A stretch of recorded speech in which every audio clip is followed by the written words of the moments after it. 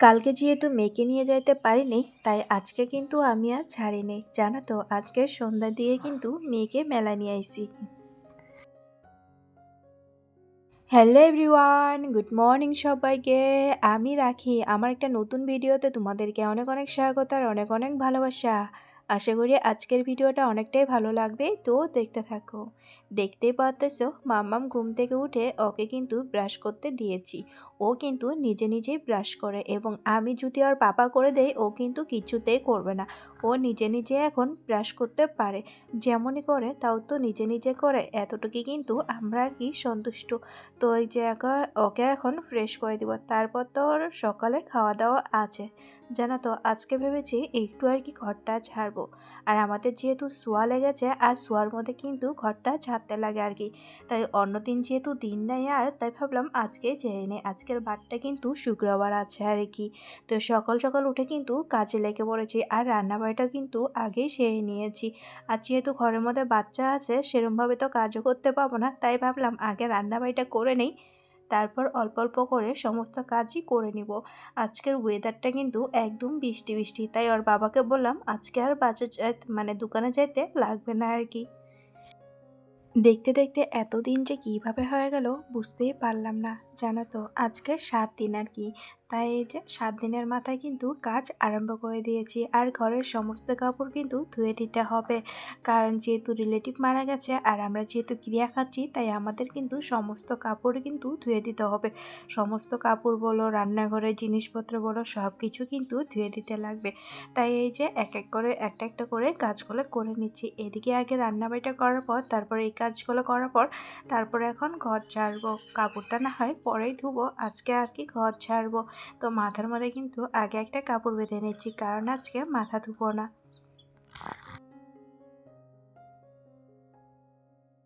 তো আমি কিন্তু একদম ঘর ঝাড়ার জন্য প্রস্তুতি নিচ্ছি। আগে একটা মাথার মধ্যে কাপড় বেঁধে নিলাম, তারপর ঝাঁটা ওই লাঠিটা কিন্তু রেডি করে নিচ্ছি।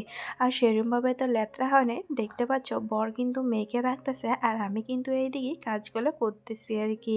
কারণ আমি যদি এদিকে কাজ করি, তখন তো মেয়ে আবার আমার কোলে আসতে যাবে। সেজন্য ওর বাবাকে বললাম তুমি মেয়েকে রাখো, আমি কাজগুলো করি না হয় সব কাজ। আমার ঘর তো আবার সেরমভাবে লেত্রা হয় না, তাই না আমি সবসময় পরিষ্কার করে রাখি। তাই একটু যেহেতু নিয়মের ঝাড়ার পাকলা দিতে লাগে, তাই কিন্তু নিয়মেরটাই করে নিচ্ছি আর কি। তো দেখতে পাচ্ছ আমি কিন্তু অনেক সুন্দরভাবে ঘরটা আর কি ঝাড়িয়ে নিচ্ছি। ওই ঘরটা ঝাড়ানো হয়ে গেছে, তারপর আবার এই ঘরটা ঝেড়ে নিচ্ছি। তারপর তো আবার সামনের রুম আছে আর কি। আচ্ছা, তোমরাই বলো তো কালারটা করা কেমন হয়েছে। আগে তো ওয়ালপেপার ছিল, এখন না কালারটা করার পরে আমার মনে হয় ঘরটা কিন্তু আরেকটু বেশি সুন্দর হয়েছে। মেয়ে মানুষের যা থাকুক না থাকুক, একটু যদি ঘরটা যদি ভালো থাকে, তারপর তো সাজুগুজু আছেই, জানো তো। আমি কিন্তু আস্তে আস্তে দুটো রুম ঝাড়ানোর পর, তারপরে এখন এই ঘরটাও ঝাড়িয়ে নিলাম। এখন না মুছামুছি করে নিচ্ছি। আর যে এখন ধুলাবালুর দিন, আর বৃষ্টিটা দেওয়ার পর না একটু ধুলাটা যেহেতু কমেছে, তাই না। তো এই যে বরকে বললাম তুমি খাটটা মুছে দাও, আর বাকি কাজগুলো কিন্তু আমি করব। ও যেহেতু বিছনার মধ্যে আছে, তাই কিন্তু ওকে পরিষ্কার করতে দিয়েছি আর কি। এদিকে মাম্মামও কিন্তু কম নাই, মাম্মামও কিন্তু ওর পাপার সাথে করে দিচ্ছে আমাকে। তো এদিকে কাজের ফাঁকে ফাঁকে কিন্তু মামামও বারবার করে কিন্তু আমার কুলে ওঠার জন্য অনেকটাই কান্না করতেছে। তাই ভাবলাম একটু ওকে নেই, কারণ অনেকক্ষণ থেকে যেহেতু কান্না করেছিল, একটু নেওয়ার পর আবারও কাজ ধরেছি। এই ফটোগুলো তো কবে লাগানো হয়েছে, মুছেছি কিন্তু অত একটা মোছানো হয় না আর কি। তো যাই হোক, রেডি হয়ে নিচ্ছি সন্ধ্যাবেলা, কারণ আমি তো আর বাবা আর আমি মিলে মেলাতে গেছিলাম। মেয়েকে যেহেতু মেলাতে নিয়ে যাওয়া হয় নাই, তো আজকে ওকে মেলাতে নিয়ে যাব।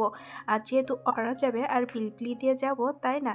তো সন্ধ্যার সময় রেডি হয়ে নিয়েছি। আগে তো মাম্মামকে খাওয়া দাওয়া করে নিলাম, এখন আমি আর মেয়ে মিলে মেলাতে যাচ্ছি। ওর বাবা কিন্তু দোকানের মধ্যে আছে আর কি। আর যেহেতু বৃষ্টি দেওয়ার পর ওয়েদারটা একটু প্রবলেম দিচ্ছে, মানে ঠান্ডা ঠান্ডা, তাই মেয়েকে কিন্তু একটু সোয়েটার পরে দিয়েছি, তার সাথে কিন্তু টুপিও দিয়েছি। আর যেহেতু মেয়ে সর্দি লেগেছে, তাই অনেক কিন্তু ভালোভাবে ওকে নিয়ে যাইতে হয় আর কি। তো আমরা দেখতে দেখতে কিন্তু মেলাতে এসে পড়েছি। প্রথম তো দেখেছিল তোমাকে, আর কী ভাই বলবো বলো। তো আমি এসেছি, আমার শাশুড়ি এসেছে, শ্বশুরমশাই আর আন্টি কিন্তু এসেছি আর কি। আমরা 3জন মিলে 4জন মিলে এসেছি, তার সাথে কিন্তু মেয়েও আছে।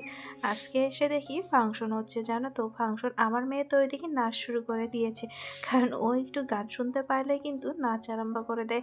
তারপর এই গাড়িটা দেখতে পায় না, ও না চড়ার জন্য অনেক কান্না করতেছিল, তাই আর কি ওকে এই গাড়িতে চড়াচ্ছি ফাংশন দেখা বাদ দিয়ে আর কি। তো দাদাটা বলল ও নাকি ধরে দিবে, কারণ আমার মেয়ে তো আবার একটু দুষ্টুমি, সেজন্য এই দাদাটা ওকে ধরে আছে। আর আমার মেয়ে কিন্তু অনেকটাই সুন্দরভাবে বসে আছে, দেখতে পাচ্ছ চুপচাপ, কোনো কান্নাকাটি নাই আর কি। তো এটার মধ্যে কিন্তু কয়েকটা বাচ্চা উঠেছিল, তারপর কান্না দেখে নেমে গেছে। আমার মাম্মা কিন্তু একদমই কাঁদছে না, বড় আরও হাসতেছে আর কি। ও হয়তো অনেকটাই মজা পাইতেছে। আর এটা দেখার পরে না ও বলতেছিল মানে এইদিকে আসার জন্য। তো যাই হোক, এইদিকে কিন্তু কয় রাউন্ড দেবে জানি না, কিন্তু আর কি 50 টাকা নিবে আর কি বলেছে। তো মেয়েকে কিন্তু এটা কিনে দেওয়া হলো, কারণ ও বেলুনের জন্য অনেক কান্নাকাটি করতেছিল। তারপর ভাবি এটাই না কেন কিনে দিই আর কি। আজকে যেহেতু বর আসতে পারেনি, তাই ওর জন্য কিন্তু জিলাপি নিয়ে নিলাম। আর আমার বর কিন্তু জিলাপি খাইতে অনেকটাই ভালোবাসে আর কি। তো আমাদের কিন্তু মেলা দেখা শেষ, এখন চলে যাচ্ছি বাড়িতে। ঘড়ির কাঁটায় বলতে এখন আর কি 7টার মতো, 7:30টার মতন বাজে। আর বাড়ি যেতে যেতে 8টা মনে হয় বেজেই যাবে আর কি।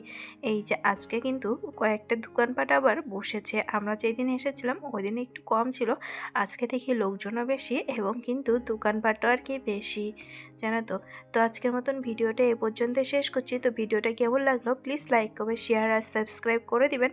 সবাই ভালো থাকবেন, সুস্থ থাকবেন, দেখা হচ্ছে নতুন আরেকটা ভিডিও নিয়ে। টাটা সবাইকে।